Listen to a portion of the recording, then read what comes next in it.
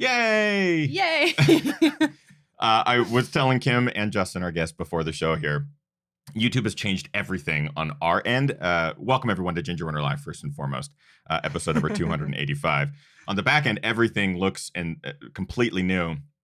So I'm hoping this works. If you're in the chat room now, just let us know if this live stream works before we actually kick into the main show here. Our guest tonight, we're very, very honored to have him join us. He is the husband to Gabe Grunewald. Justin Grunewald is going to join us tonight to talk all about the Brave Like Gabe Foundation, how this summer has played out. He's been running a lot and helping to spread the love that this organization does for rare cancer research. It's going to be a really fantastic show to have him on to chat about that organization, what they're up to now, all the good that they're doing for everybody. And most recently, this last weekend, Justin ran at the North Face ECS 50K, placing third, which is incredible. Fast. A little bit fast as well. So we're going to talk to him about life, loss, legacy. This is something that Kim and I have been talking about lately in our own lives, but also running in general and how it all comes together. So we're really excited to welcome Justin Grunewald to our show tonight. Sit back, relax, everyone. Ginger Runner Live, episode number 285 begins now.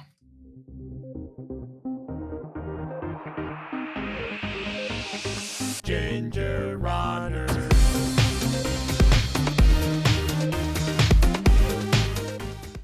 Yay! I took a drink of a sour beer just as we transitioned there. So I apologize. My taste buds are like overblown right now. Everything is You can thank Ryan Thrower for that. This is a local sour beer brought to us by a good friend, Ryan Thrower. So shout out to him right at the top of the show. Welcome, everyone, to Ginger Runner Live, episode number 285. We appreciate you taking some time out of your busy Mondays to spend a little bit of it, with us. That's really tart. We have a pretty special show tonight. Our guest, Justin Grunewald, is going to be joining us to talk all about the Brave Like Gabe Foundation, his wife, Gabe, who passed away from rare cancer in June. We're going to talk to him all about that life, loss, legacy, topics of conversation that Kim and I have been talking about in our own lives a lot as of recently, and trying to navigate that, as well as talking to Justin about his relationship with running and Gabe's relationship with running and how that has helped so many people who might be going through struggles of their own. And the reach has it's incredible how far this message has gotten out there. Before we even get into introducing Justin, at the top of the description of this YouTube video, you'll notice the Brave Like Gabe Foundation link right there where you can donate. And that's what we're going to ask a really big thing of all of our viewing audience tonight and maybe listening on the podcast later. But do what you can. Go to bravelikegabe.org and help out with their organization. And we'll talk to Justin all about what they do and everything like that later in the show. But it's a fantastic organization, so anything you guys can do is wonderful. So before we introduce our wonderful guest, of course, I'm your host, Ethan, but I'm sitting next to an even better person.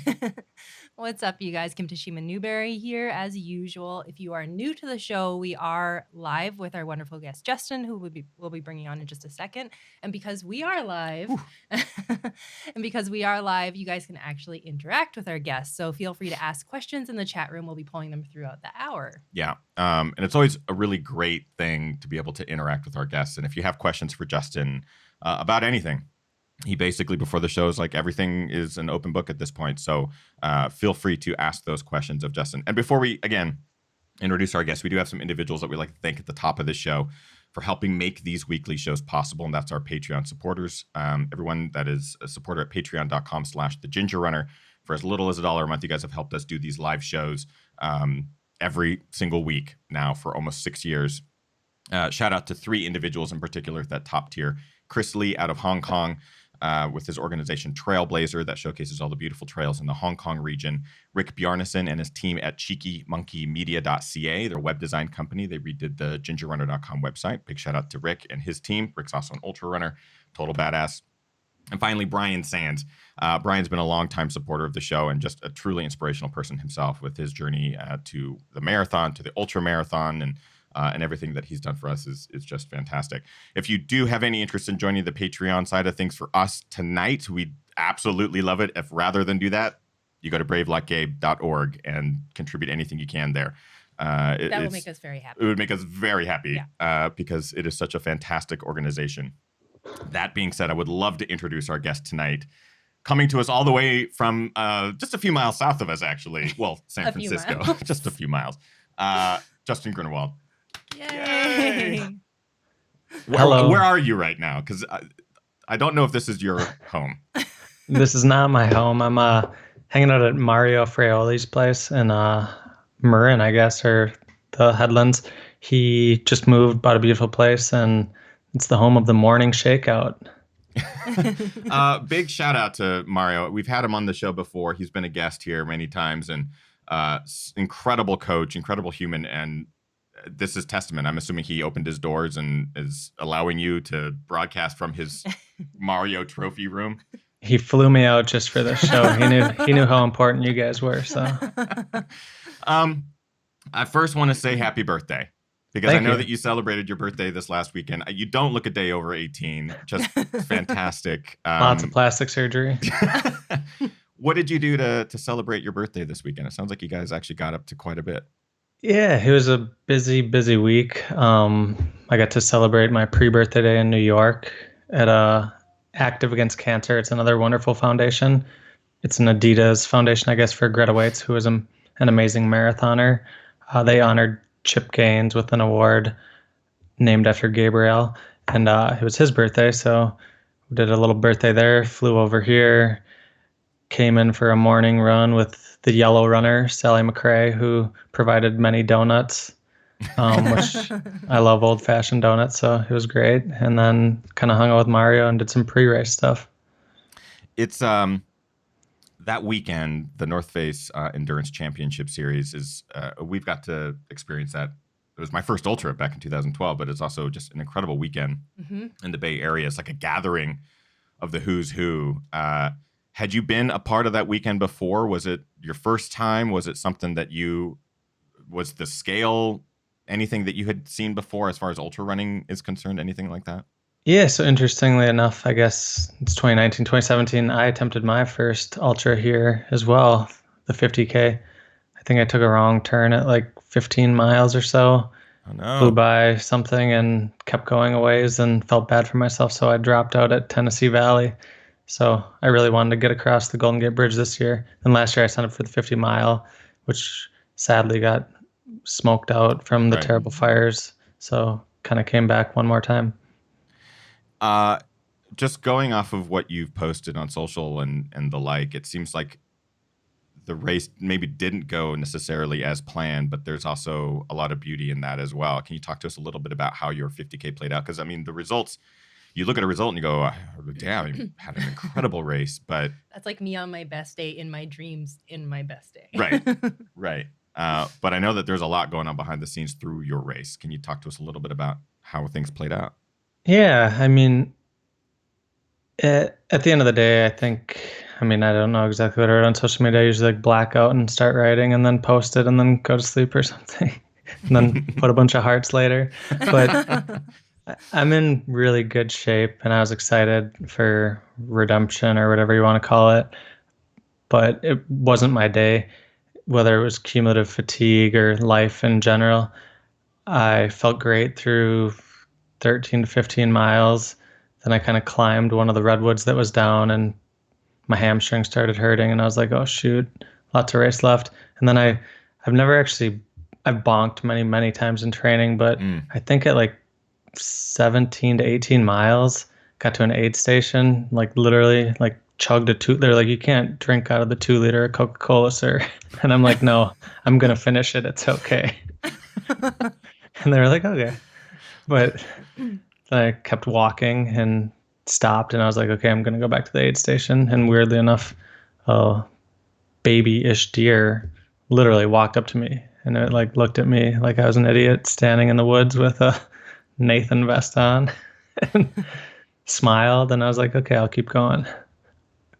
And yeah, I mean, It was brutal. I've never, like 17 miles with 15 to go. That's very early to feel like that. So I kind of walked, jogged, struggled. And I've got to see a lot of people struggle very bad recently. and things I've supported. So it was my turn to struggle, and I think it was great. Like, it was a lovely struggle for me. You mentioned the 2 liter of Coke thing, and I feel like I'm sitting here nodding because I think most ultra runners have been in that position where you go right to it, and you, especially if the aid station volunteers are like, "That's not for you," and you're like, "It is now."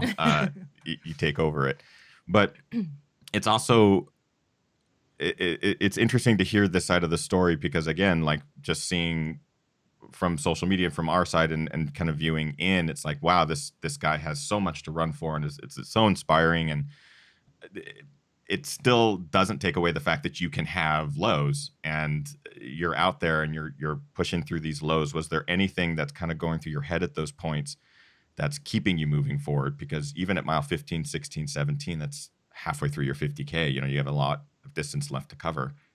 How do you convince yourself to keep moving and push through those lows, things that our viewers are regularly hitting, these moments of like, I don't think I can finish this thing? Yeah, no, I mean, I have so many reasons to get pushed through the lows. Number one, Gabriel always pushes me through. It's really, at the end of the day, I love to run. Like, if I got third place, 333rd place, or it doesn't matter.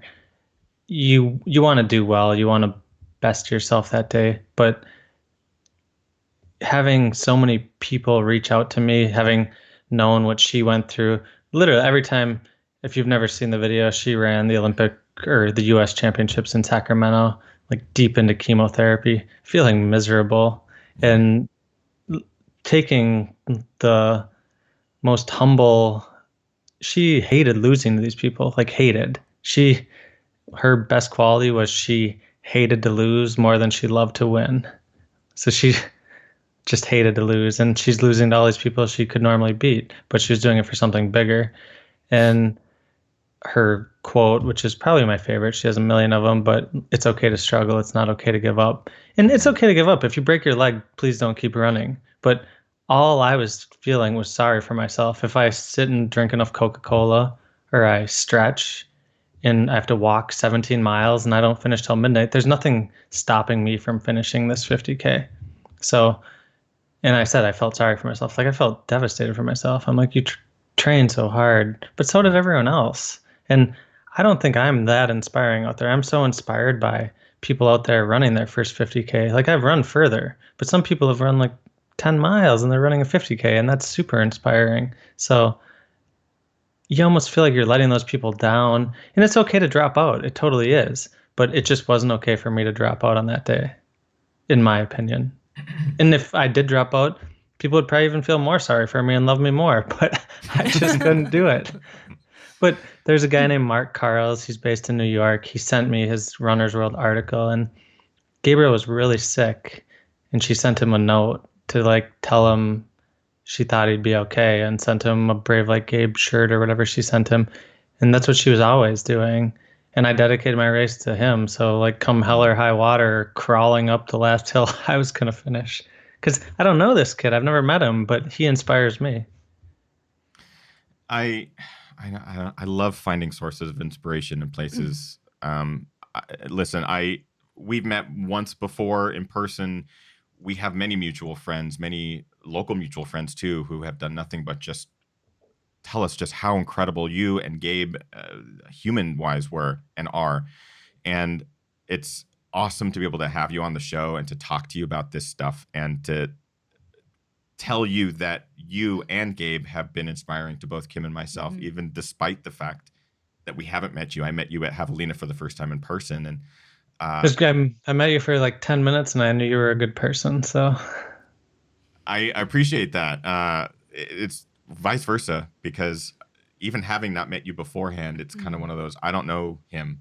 I want to, because he's just doing so much good. And I didn't know Gabe, but I wanted to. And all of our mutual friends, Latia, we had on the show around Western States, and hearing her struggle at that 100-mile distance, but having someone like Gabe there with her that whole time got her through it. And having someone like you to continue spreading this message and be there for other people. You, whether or not you think it, you are also an inspiration to so many, and I can only imagine how much you have to be inspired by too. And I didn't even get to mention Latia, one of Yeah. your locals. I got back to Tennessee Valley. It's 23 miles in, and She I was done. there. That's right. Yeah, she was there, and I had just walked up the last 2 inclines and kind of crawled down the last 2, and I was crying, like, sadly enough, because it just I felt bad for myself. I mean, I did, and I don't like to. Yeah. And I pride myself on not. But she gave me a big hug, and she told me that you don't have to finish. Like, there's nothing, and it hurt. Like, I'm hobbling like I've never hobbled before, still today. But if she can hobble through Western states and do 100 miles, I'm gonna hobble across the Golden Gate Bridge. So she will always inspire me. I think that's the most. You could write a book on her Western States race. It's the most inspiring thing I've ever seen. I also want to just put out there that the Marin Headlands are challenging. I had my race there a couple months ago I unfortunately had to call it quits. I didn't. Oh, you'd have to. No, I mean, it was awful. The race was awful, but at the same point, I'm like hearing you talk, and I'm just in my mind, I'm going, I wish I could go back to that moment, and I wish I could sit there and I really dissect, because we talk about these lows, we talk about those moments where you can find moments in your life or people in your life that you can pull inspiration from. And I could, for some reason, the moment at that race on those terrible hills in the Marin Headlands, which just are relentless, I had really difficult times trying to find that thing that would get my legs moving again and get my body working again. And it was a difficult place to be in. So I love hearing, one of our heroes, Justin Grunewald, be able to pick up and continue on. Was there something that clicked? Was there a moment that clicked, or was it just pushing through for hours just to get that thing done? It was Did it ever right? Did the ship ever right? It was the stupid deer I saw. It was Latia being there. It was just like these little things. It's everything. I don't know. It's the desire to get across the stupid Golden Gate Bridge, which I've wanted to run across for the last 2 years. And I have a love-hate relationship, because I never liked to be apart from Gabriel. And the last time I ran this race, she was getting inducted into her high school Hall of Fame or something, so she had to stay home.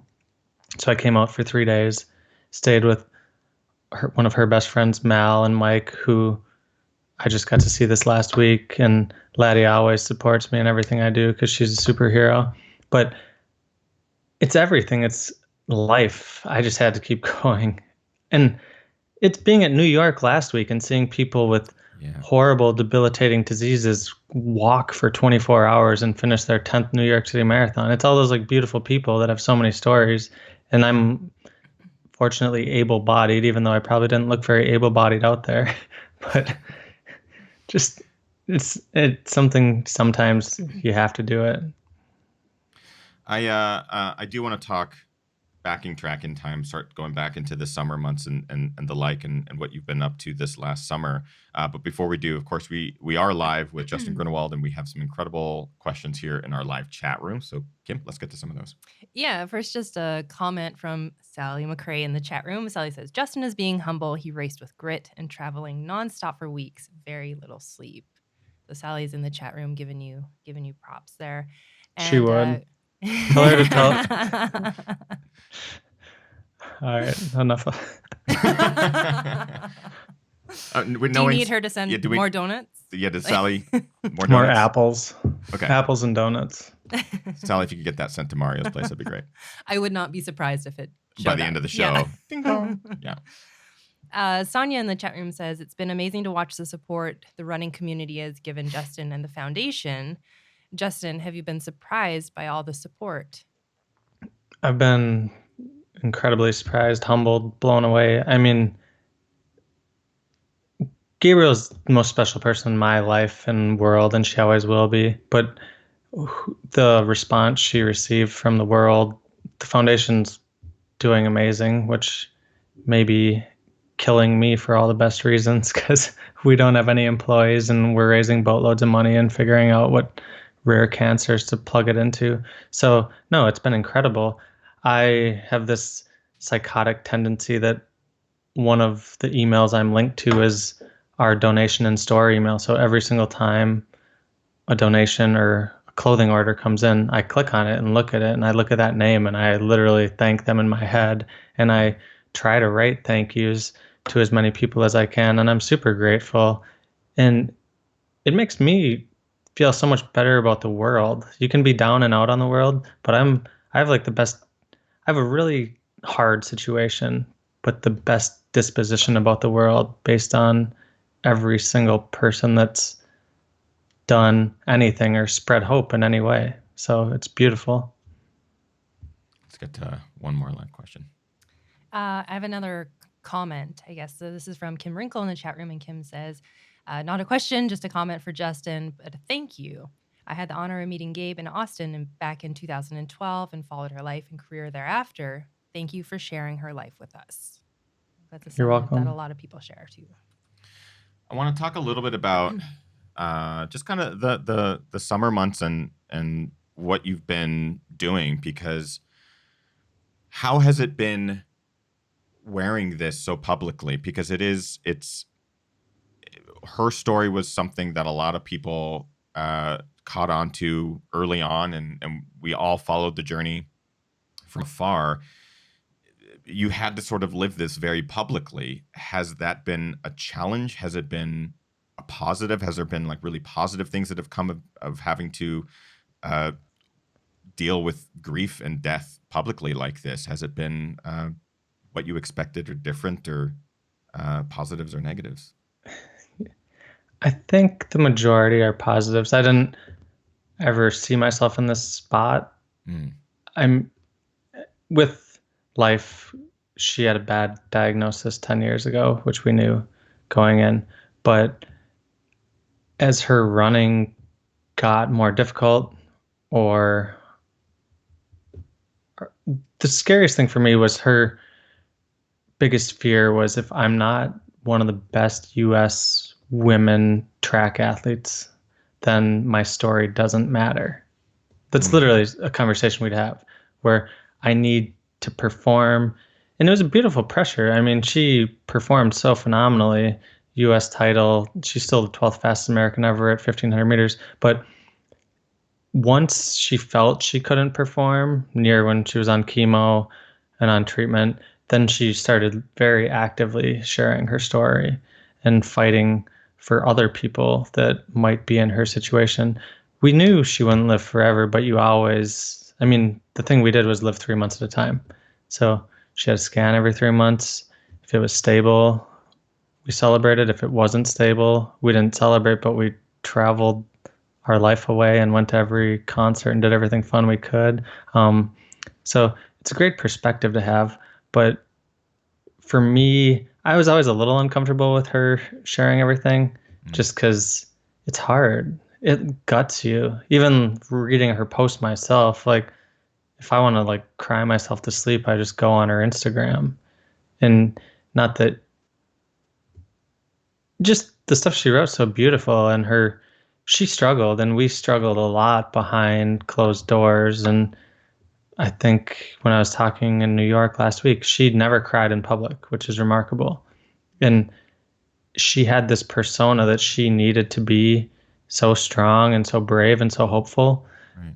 And I don't think it would have detracted from it, but she didn't want people to know how hard it was ever, because she wanted other people just to have hope. And I think that's so beautiful.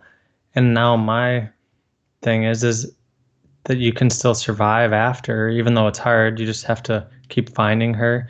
And she gave me a few extra days of life. She was supposed to die like immediately, which was terrible. And she gave me 5 days of, or however many days. I don't even, like, it seemed like an infinity of having all these conversations I wanted to have that I wouldn't have been able to have. And her like will to live gave me that. And then she told me she was ready to go, which that was the most crushing conversation I'll ever have in my life, when she said, Justin, it's okay. Like, it's time. And she felt fine. It's not like she was suffering, which is great, but she was just ready. And I felt the need for other people, because I was manning her phone and my phone, and she was getting so many messages already of like, I was suicidal. I read your story. You wrote me back. You saved my life. And that was not an uncommon message she received. So I felt kind of obligated to keep doing that. Yeah. I mean,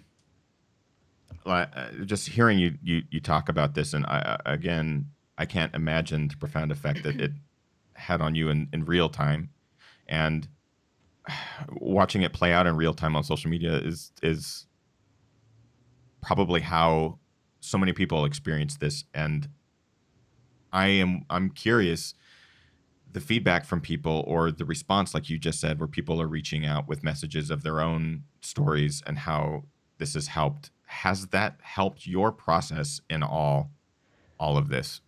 Has it added more weight to your process of grieving? I can see both sides. I can imagine it can be really overwhelming. I can also imagine it being an incredibly uplifting. It's definitely both. Yeah. It's a heavy world. I mean, everything is heavy. I get so many. You don't only cry over yourself, you cry over life, you cry over other people's lives. I get so many beautiful messages that are something very devastating, but in the end, they found Gabriel's story and they found hope. And if I had a friend who messaged me who I went to middle school with, and his mom passed away when we were young. And he's like, I never knew what that shitty feeling I had was my whole entire life until you started sharing this on Instagram. And now I can finally grieve my mother that died when I was a child. And that's heavy, but it's beautiful. But then at the same time, I hear about a lot of people's hard diagnoses, but then sometimes I hear people can cope with them better and they can love their spouse more and it's heavy and it's hard. It's good to cry. I don't have any problem with that. It's you should have friggin' crying sessions with 100 people because too many people hold it all in. But it's both heavy and uplifting. It's everything. Lots of comments obviously in the live chat room here, just from people showing their strength and just absolutely love everything that you've shown, Justin, and being so open with your emotions, which has helped a lot of people be open with theirs, as you just sort of mentioned in passing. But let's get to some of the live stuff here. Yeah, this kind of goes with what you were just saying, Justin. There's a Justin in the chat room as well who says, Justin, your story is so inspiring and it makes me want to love my wife better. And that makes me super happy because you should always give your spouse or your kid or whatever just a massive hug and hold on an extra couple seconds to annoy them to let them know you're there. Have you seen any new perspectives, or have you been able to process this enough to see how maybe this can shape how people behave around their loved ones in a different way? Like you just mentioned, holding their kids a few seconds longer. Has there been anything that you've taken away from this whole experience? And I know it's still fresh. It was months ago, but has there been anything that you have been able to pass on to other people to help them live? Yeah, it's not, you should never live like you're dying. I mean, you can if you're dying, and that's how we lived. But I think living in the little 3-month, if it's 4-month, whatever those increments are, you set aside something every 3 months that you do that's super special. Because I have literally, in Gabriel's last 3 months of her life, we went to an intimate show with our favorite band ever. And we went to the beach and took a nap. And we did so many special things. And every 3-month period I have looking back, take a ton of pictures on your phone. Take a million pictures on your phone. Every day, take a picture until it gets exhausting. Buy more iCloud space or whatever you need. But all those things, just don't take anything for granted. And the foundation spreads, or the thing Gabriel spread, is I met a homeless guy last night under a bridge in San Francisco. I was going to a brewery, and I had a 10-minute conversation with him, and he was a beautiful person. And he gave me a fist bump for running a 50K, and he was so interested in what I was doing. Just love people. I don't know, care about people. That's what the world's for. There's enough doom and gloom out there that if you can wash it away with love. It'll be a better place. I'm a crier. Yeah. I think this is hitting pretty close right now for Kim and myself, because we've been going through a lot of immigration things right now and collecting evidence of our relationship over the last 10 years, trying to prove to the U.S. government that we are, in fact, married. And it's been really interesting to go through photos and realize that there's gaps. There's gaps of months where, like, we didn't take a photo together for no reason other than, like, maybe just not pulling out and doing a selfie or something. And you mentioned just that of, like, taking a lot of photos. And I'm sitting here just going, we just talked about our regret of not taking more, because we have lots, but we want all of them. You can always have more. You can always have more. And it's amazing how that hit. That sort of narrowed in on a very specific thing. Sorry, I know you want to say something. It's okay. I mean, I'm having a hard time holding it together. So about a year before Gabe passed away, my uncle passed away, and his fight with cancer was very, very short. And it's still... Sorry. It's okay. It is one of those things, though, that, as you were saying, it's like after everything was happening and he was in Canada and I was here, I started, like, panicking, looking for photos of me with my uncle and, like, trying to go down memory lane. And it's hard. So I think the advice that you're giving of, like, take those photos, do those special things is really, really important. And it's really special because after the fact, if you don't already have that, it's really devastating to try and navigate after the fact if you lose that person. So, sorry. Hey, no, that's beautiful. No, I mean, I agree. I want to talk about running and the thread that sort of played in your guys' fabric, because you're both avid runners. You're both incredible runners, putting it lightly. How has just the art of running changed in your life? Because before it was maybe an outlet, maybe it was an escape or just something you did together. And now is it different? Is it the same? Is it more profound or deeper? I'm really curious how just the art of running has changed. I used to have to stop to cry. Now I can actively cry while running. That's the only big... No, I'm just kidding. But I'm serious. But no, I realize that there's humor obviously in that, but at the same point, I'm probably sitting here going, yeah, man, I totally get it. But Gabriel and I, so I was her training partner for a long time, and that's all I cared about. And it was beautiful. I ran till 2012 and cared about my running. And then after that, I got to provide for her running, being a stimulus or someone she kicked down in every 400 meter and made look silly in front of people watching. But it continually evolved. Initially, it was this thing where she was training to be the best in the world, and she had like a top 10 world rank, and it was amazing. And then a diagnosis later or time later, it became where we had a really hard day in the hospital, and her coach Dennis was like, well, you have 12 by 200 tonight. We'd be like, all right, like, let's meet at the track.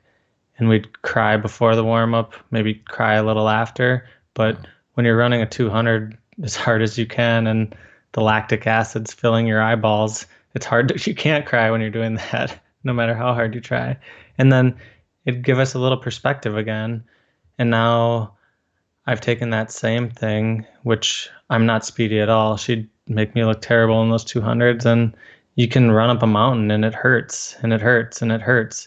And when you think your heart's going to explode, you can keep going. And that's kind of my utility for trail running is it's a pain you can fully control. Like, I can stop and lay down and take a nap on the trail, or I can keep pushing. And that pain in your throat and that like deep pain in your heart, when you're running, like, other things hurt, and it distracts you from that pain. So that's kind of how I've done it now. And I've had the fortune of having people like Latia and Tyler Green, who's an amazing runner. They've asked me to support them on some of their missions. And when you support someone, even if you're hurting, you're like smiling and you're like, this is easy because you've already run 100 miles and I'm just doing 10. And Tyler's like dropping me. But they've done it for bigger things and they've spread the foundation. And that means so much to me. And I'm forever indebted to them. And when Latia was dropping me around Mount Hood and I was tripping over tree stumps trying to keep up, it's just beautiful. And she's such a awesome human that we had our little playlist. We're jamming out, listening to Taylor Swift, listening to the National, like sad, happy, and everything in between. And that's like running around Mount Hood. It's a religious event. I mean, whether you're spiritual or faithful or not, like there's so much beauty. And that's kind of what I run for now. I can only imagine how special every run is for you. Do you run every day? Is it something that you try to get in miles every day, if not for yourself, then for you and Gabe? Or is it, do you have to take a day off? Does your body suffer? I took like today ours? off. So I do run every day. And I noticed a definite change in my psyche when I do or don't. But did the 50K. Would definitely not have run yesterday. But any opportunity to run with Latia, I'm going to get out. So we did 8 around Lake Sonoma where she was dragging me like an anchor. And today I decided, since my like left hamstring feels torn and my right quad feels trashed, Oof. I took today off and had a couple beers with Mario. I'm sure Mario, who's also your coach, I'm sure it's okay. I'm sure he's like, listen, you've had a lot of miles on your legs the last couple of days. Latia is also in the chat room. Oh, wonderful. She's such a again, another human that we love, just super positive. And Latia, good shout out to you too.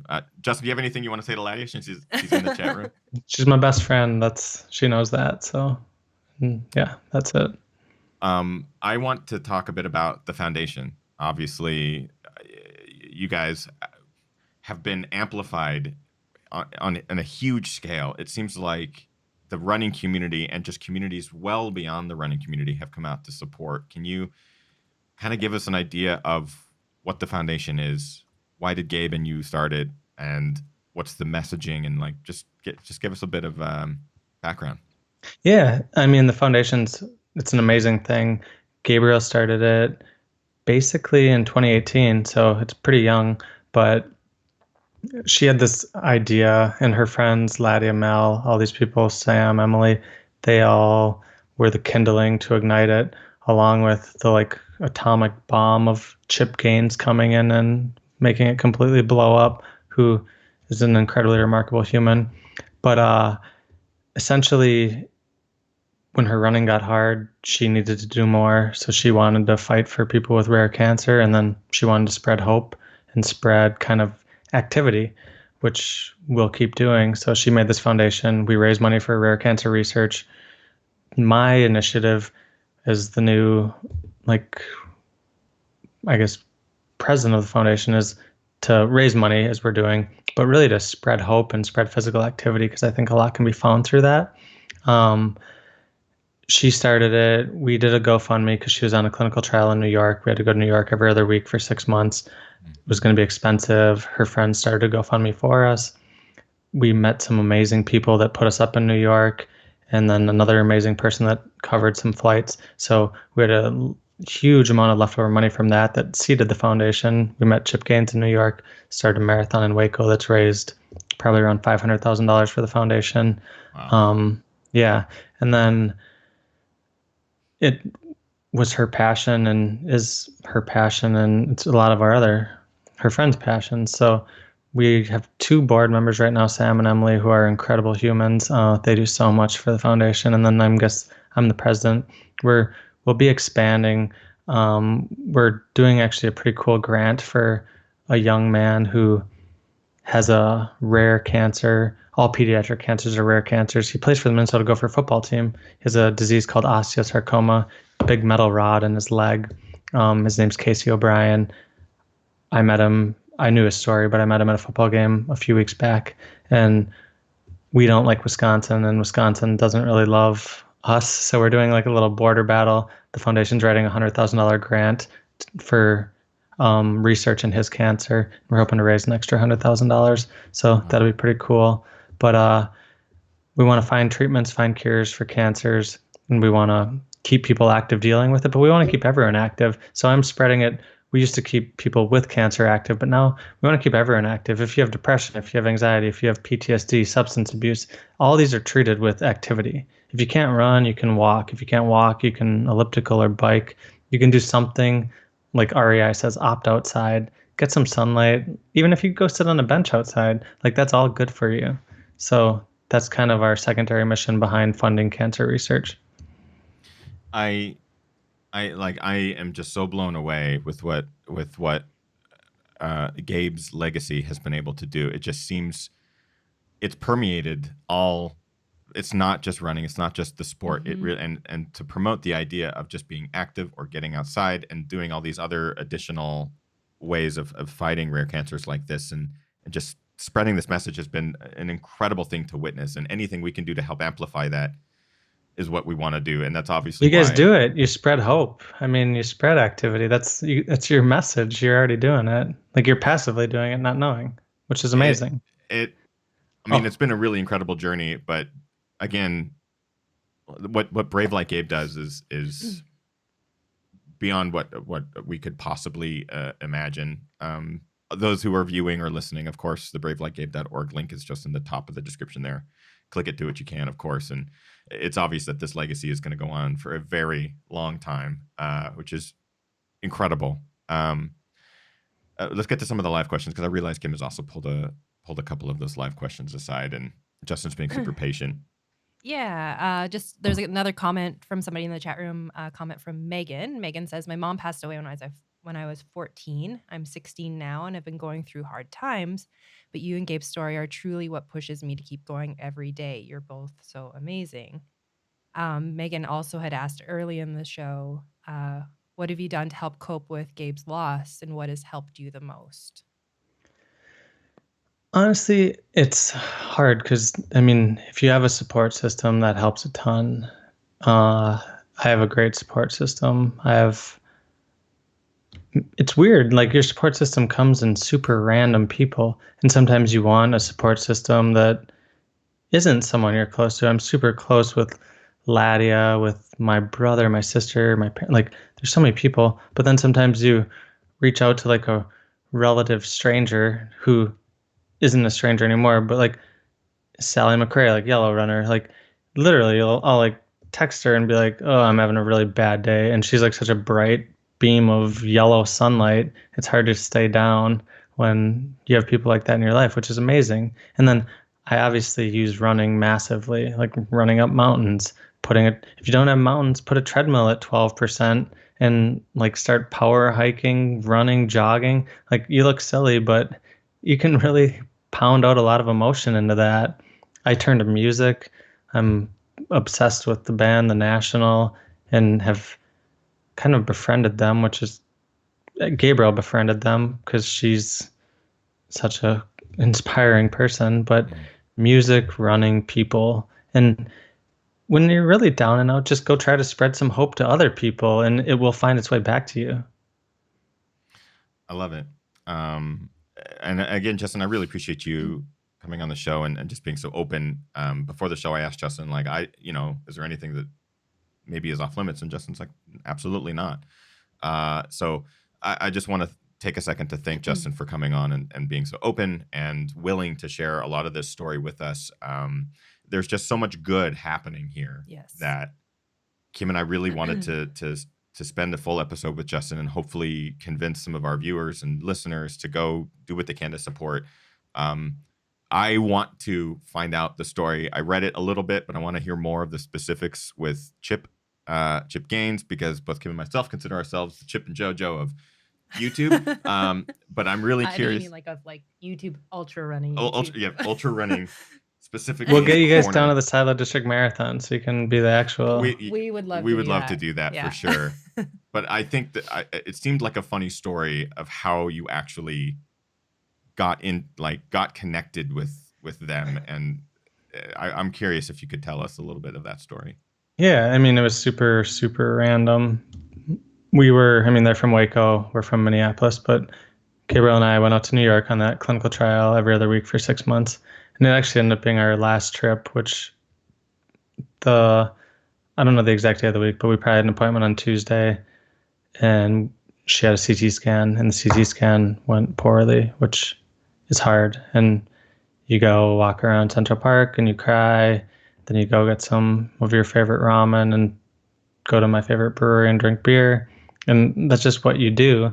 So the next day we woke up, we had a flight at noon. So I woke up, did a 6 mile loop. Central Park's this beautiful place if you've never been there. It's literally immaculate. I don't know how it exists, but it's amazing that it does. Did my 6 mile loop. I was exiting on the south end of Central Park and some semi-homeless looking guy in a suit and cowboy boots with long hair yelled at me and he's like, "Hey, you look fast." And I'm like, "Oh, like, thanks. Just keep running." And he yelled again, "How long would it take a fat ass like me to run a marathon?" And I think I responded like, "Do you mean like hours or like months?" And this is like, we're in passing. It's like real time, like kind of slowing down to semi chat. And he's like, "Months." And I'm like, "4 months." I grab Gabriel. She's waiting for her GPS watch to connect to satellites. And he yells at me again because we're walking by him. And he's like, "Hey, it's you." And then she's like, "Oh, hey, Chip." And I'm like, "Oh, like he's a Gabriel fan, obviously. Like she's super famous." But they talked for like a half hour and got a picture. And we like start our run. She was doing 6 miles.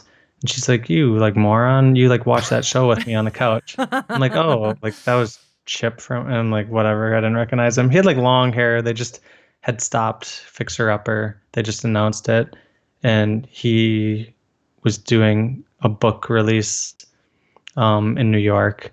So I ran a 6 mile loop with her. I was training for TNF. I was going to add on 2 more miles because she was going to go shower and then we were going to catch our flight. And it was a warm morning in New York, took her tank top off and she has a large scar on her abdomen. So she's coming back through and Chip's like, "Hey, like that's an amazing scar. It's you again." And she's like, "Oh, like thanks, Chip." And like Johanna was there and she's like, "I got to go catch my flight." And, like said hi, like high-fived him, got on her flight. And then that afternoon she posted on Instagram the picture of us and tagged him. And I don't know if he saw it or if people saw us, but literally like 2 weeks later, it's like, "Chip knows your story. He wants to run a marathon. He wants you to coach him and he wants to put on a marathon and he wants to raise a ton of money and he wants you to do whatever you want with it." And that was it. What an amazing thing. And you said nearly $500,000 has been raised? Yeah, and he donated $512,000. He's raised over $1 million for the foundation himself, basically. That's amazing. When she was in the hospital, he came to our condo. We had just moved and hung a bunch of stuff. And he and Johanna and their whole family, they're saints, essentially. I don't know how to describe them other than they're just really good people. I loved reading that story when you posted it recently because I hadn't heard it. You assume people get in touch various ways through like PR or whatever, but just to have it kind of happen that way in Central Park is like that's like, hey, classic. Universe. Yeah, universe putting the right people together at the right time. Yeah, for such an amazing cause. Again, like, Justin, go ahead. Sorry. Like a week, I think. So then we flew to California for Mal and Mike's wedding, two of our good friends. They got married in Healdsburg. Mm-hmm. We were going to go see our favorite band, The National, down at Hollywood Bowl. So we drove down Highway 1 down to LA. We stayed in Abbot Kinney, like a hip neighborhood in Santa Monica, and then went to breakfast the morning of the show. And I'm sitting across from Gabriel on a bench, like a bench style breakfast place.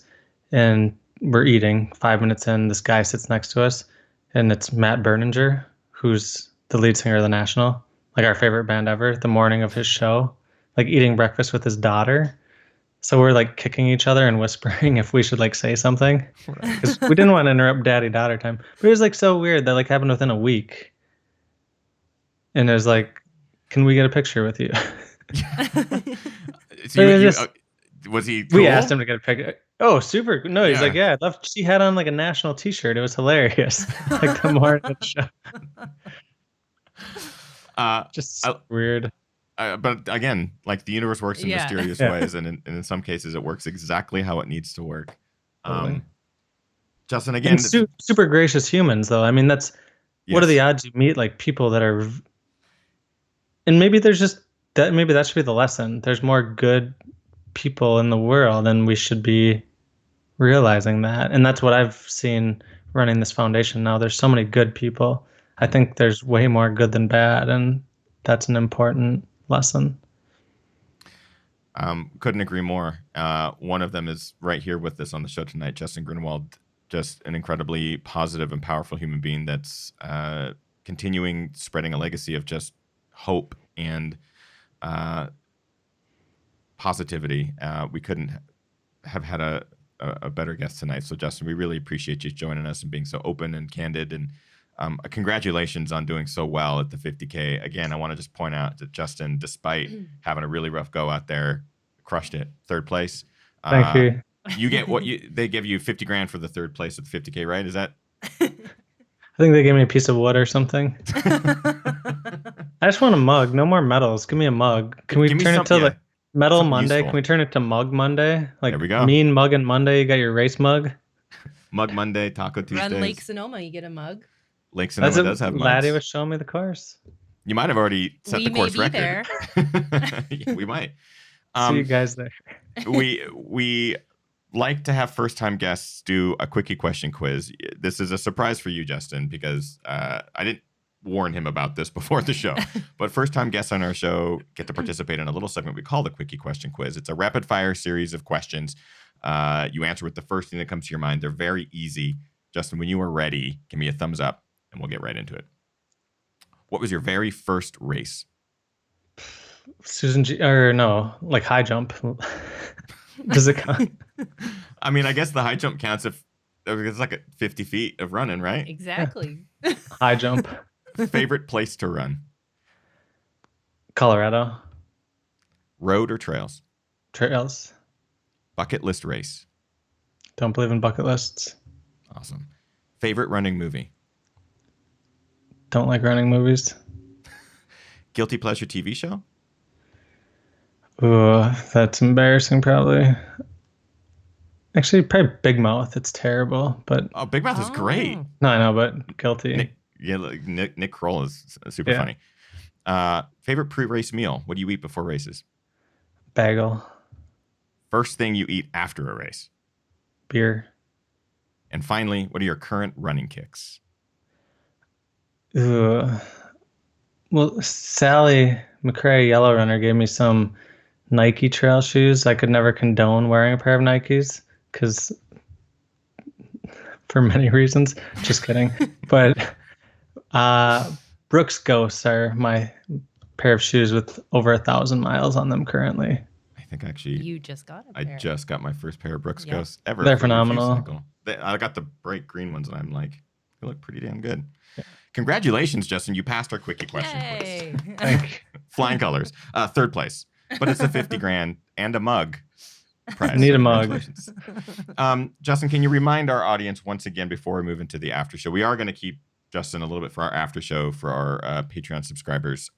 We'll be able to ask some of those additional questions that were asked during the main show here. But before we get to that, can you remind people where they can find you on social, where they can continue to follow this story, the legacy, and where they can contribute to Brave Like Gabe? Yeah, I mean, honestly, bravelikegabe.org, and then I think it's /donate. But if you go to the top right, there's a little tab, and then you click donate. But even more so, if you don't want to donate, or if you can't donate, if you want to buy apparel, that's great. But my most important thing, it's super important to raise money for these causes, but just spread hope, running on hope. Like if you have one thing, share Gabe's story and get people to run on hope and be brave. For social media, I'd much rather have you follow Brave Like Gabe on Instagram and Twitter than follow me, because that's way more important. And then I think my social media handles are just my name, but follow Brave Like Gabe. And another huge thank you to our guest, Justin Grunewald, tonight for spending some time with us and being so open. And I'm just so thankful. I'm so thankful, like people like him and like Gabe and like many of the members of our interactive audience tonight too, who are just continuing to spread hope and be so positive and be just beautiful people. It's shows like this that make me just believe in the power of communication and communicating with people like this and having an open forum. Before we wrap up this main show, we do have a segment every week that we like to recognize members of this community and doing something pretty damn awesome out there. And we call it our GR Crew Member of the Week. Oh, I pressed the button and the graphic didn't work. Will this work? There it is. I love graphics. It is our GR Crew Member of the Week, Kim, who is this week's lucky GR Crew Member. Keeping it North Face centric, our GR Crew Member of the Week is Brett Hoyer, and Brett ran his first 50K at the North Face Endurance Challenge this weekend. Nice. He says, great event. I think I'm going to keep doing this running thing. Was that his first run ever? That'd be awesome. But congratulations, Brett. Way to get it done out there. First 50K in the books. You picked a great one. Super challenging one. Like the North Face 50Ks across the country, they're not the easiest first races at all. So congratulations on getting it done. That's awesome. And congrats on being our GR Crew Member of the Week. A reminder that we are going to have an after show here with Justin. We're going to ask some of those questions that were asked during the main show that we didn't get to.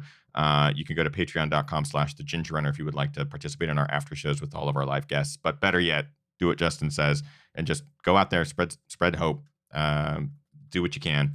We appreciate it. Justin appreciates it, and Gabe would appreciate it. Thank you, everyone, so much for tuning in to Ginger Runner Live, episode number 285, with our wonderful special guest, Justin Grunewald. We'll see you all in the after show. Mm-hmm. Get out there, train hard, race harder, and party the hardest. I know I am. We'll see you guys next week. Goodbye. Goodbye.